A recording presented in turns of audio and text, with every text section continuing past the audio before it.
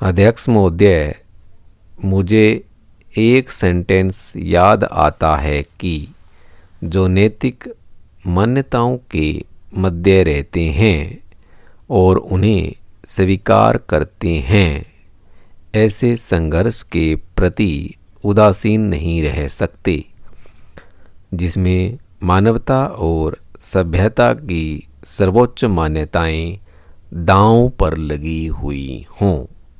अध्यक्ष महोदय, मैं आपको इसलिए धन्यवाद देता हूँ कि आपने एक महत्वपूर्ण प्रश्न को उठाने का अवसर दिया है।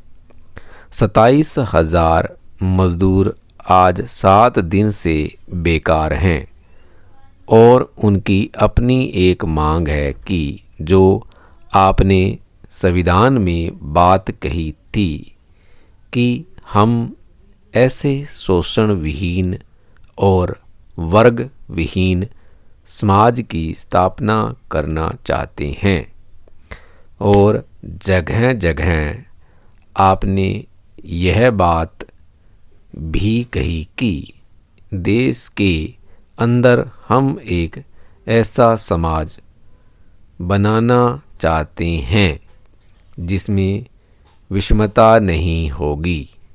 लेकिन मैं उस भूमिका को सामने रखते हुए आपसे पूछना चाहता हूँ कि 7 दिन होने के बाद भी हम लोग मज़दूरों की सही मांगों को भी पूरा नहीं करा पाए। मज़दूरों ने यह बात रखी थी। पहली उनकी मांग यह थी कि उन्हें कम से कम 300 रुपये मासिक वेतन दिया जाए। मज़दूर को न्यूनतम 300 रुपये दिया जाए।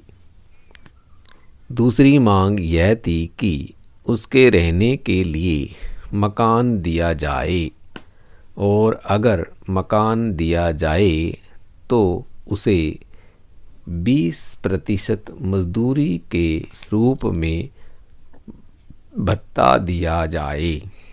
और तीसरी मांग यह थी कि महंगाई भत्ता इतना हो कि वह महंगाई को संभाल सके और ठेके पर लगाने की मज़दूरों की पद्धति को समाप्त किया जाए।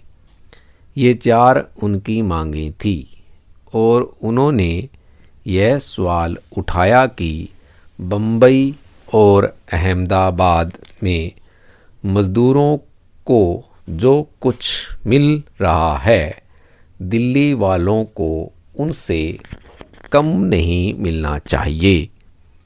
यह प्रश्न अब दिल्ली के 27,000 मज़दूरों का प्रश्न नहीं रहा, बल्कि 600 टेक्सटाइल मिलों का प्रश्न बन गया है, जिसमें 9,41,000 टेक्सटाइल मज़दूर काम करते हैं।